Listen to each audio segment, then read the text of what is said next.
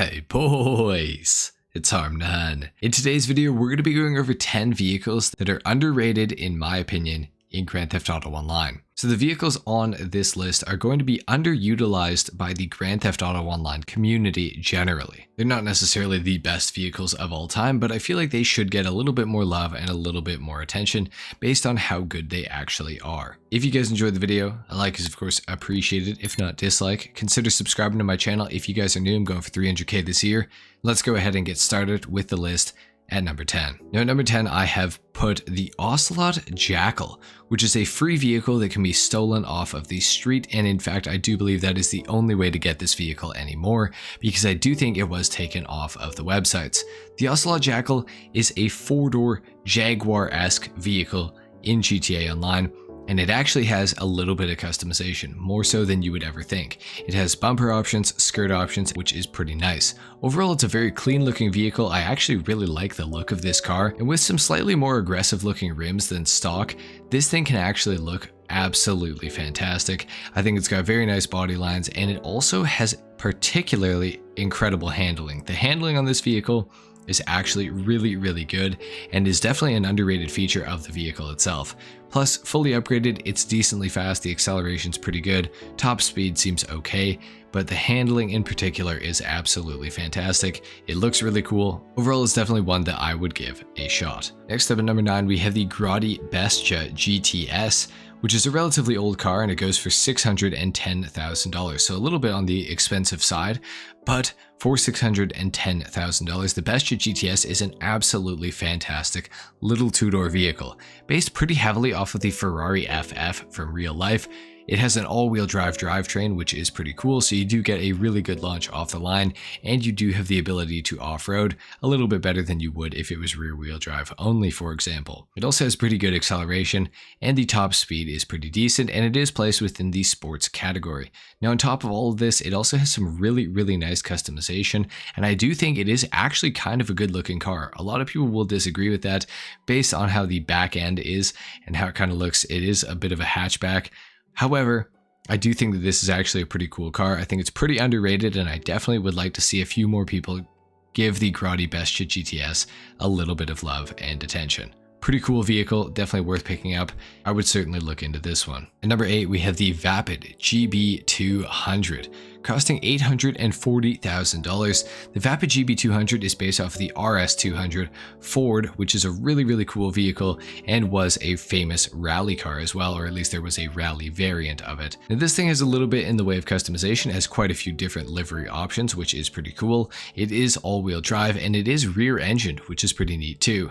Now my favorite thing about the GB200 is definitely how it handles and how it launches, but the other big takeaway from the GB200 is just how good the exhaust sounds on this thing. It sounds like a rally car, and it sounds like a really unrestricted rally car at that. It pops and bangs like crazy, and it sounds really good. I think it's an awesome looking car as well, and it does have some nice customization with some hood options, bumper options, and things like that. The GB200 is definitely a vehicle that I would recommend looking into 100%. Next up at number 7, we have a super underrated car, criminally underrated, I would say, in the Ocelot Ardent.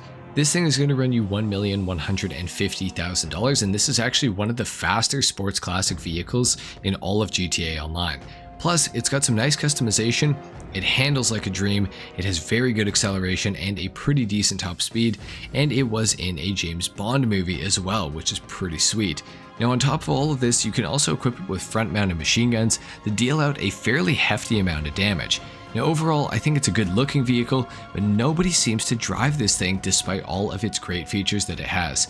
I think the biggest drawback with the Ocelot Ardent is the fact that it doesn't have any sort of armor or bullet resistance or anything of the sort, but it does have those front-mounted machine guns, which is a very cool thing to have.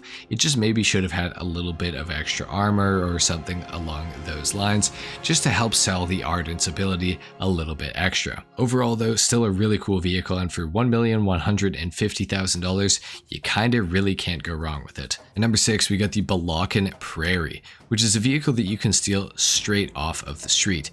Now unfortunately, it is front wheel drive, which does really suck, and that is the biggest drawback with this entire vehicle. It's based off the Hyundai Tiburon from real life, which is a pretty interesting vehicle, not a super well known one, but kind of a cool looking one.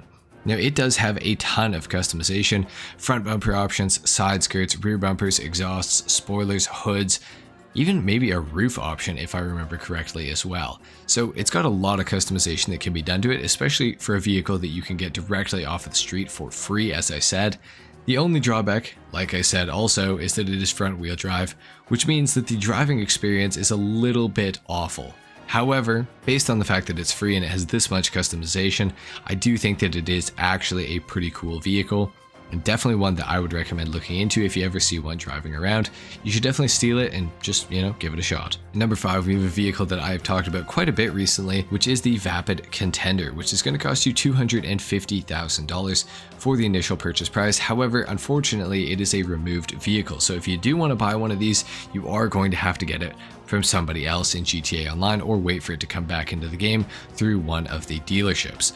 This is super unfortunate because the Contender is actually an awesome pickup truck.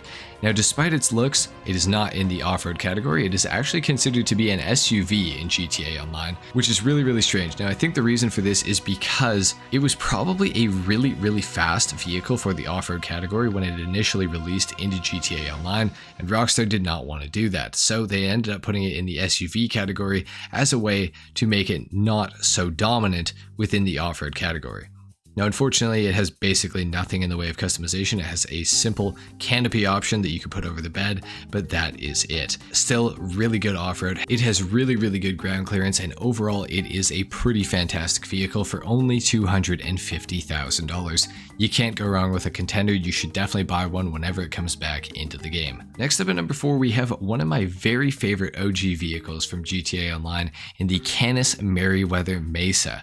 For $87,000, you can purchase this on Warstock Cash and Carry, or you can simply call mercenaries on another player and go and steal one of the Merryweather Jeeps when the mercenaries get out, and then go take it to Los Santos Customs and put a tracker and insurance on it. So you can save yourself quite a bit of money by doing that. Now, the Merryweather Mesa doesn't have anything in the way of customization. However, there are about 5 different variants of it that you can get, depending on the color selection you want, as well as the variation in the Jeep itself. You can get ones that have a full roof on them, you can get ones that have a partial roof on them, and you can get other variants like that.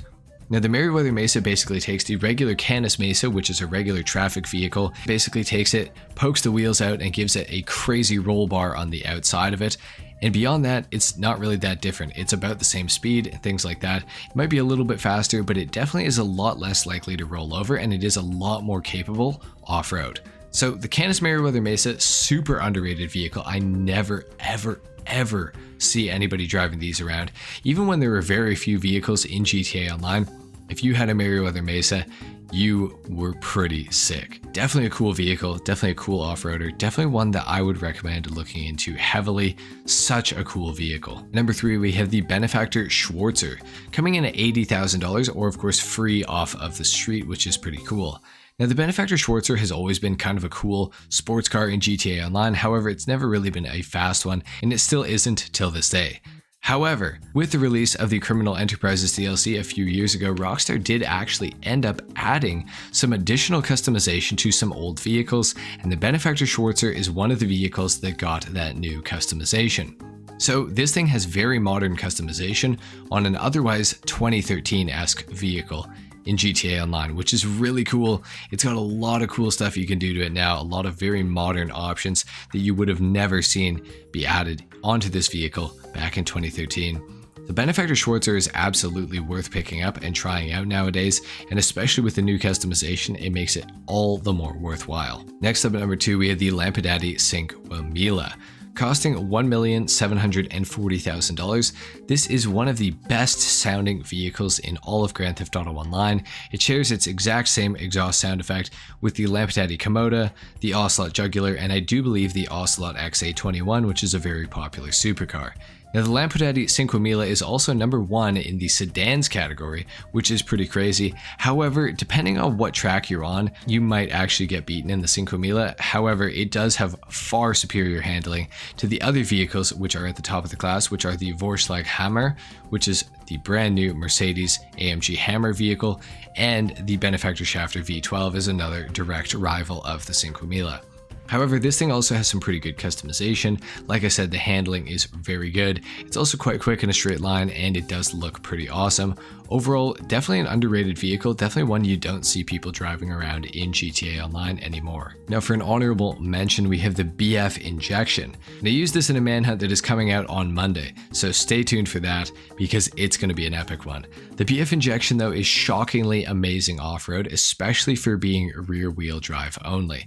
This thing is free off the street. You can go take one, take it to Los Santos Customs, put tracker and insurance on it, and it is yours. Now unfortunately it has nothing in the way of customization, which does completely suck, but it is such a cool looking vehicle and it is so unique in so many ways.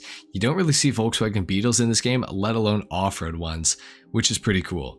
The BF Injection is certainly an awesome vehicle and it is definitely one that I would recommend looking into for sure, especially considering that it is free. At number 1, we have the most weaponizable land vehicle in Grand Theft Auto Online, which is the weaponized Tampa. The weaponized Tampa goes for $1,585,000 if you have the trade price to $2,108,050 if you do not have the trade price.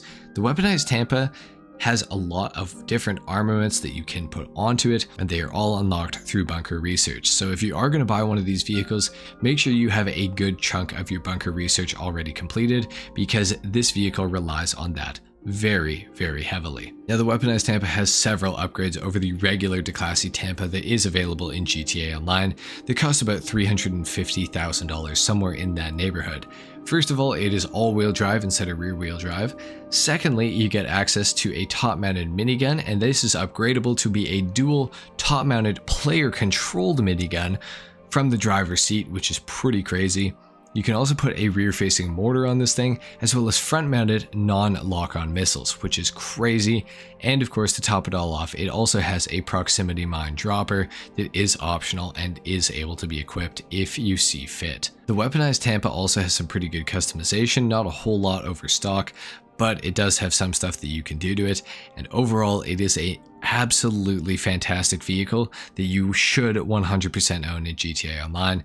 Very good for taking out NPCs, very good for taking out players as well, so long as you keep your distance from them. This thing's super sick, definitely something that I would recommend looking into for sure. So there you have it guys, that has been my list for 10 underrated vehicles in Grand Theft Auto Online.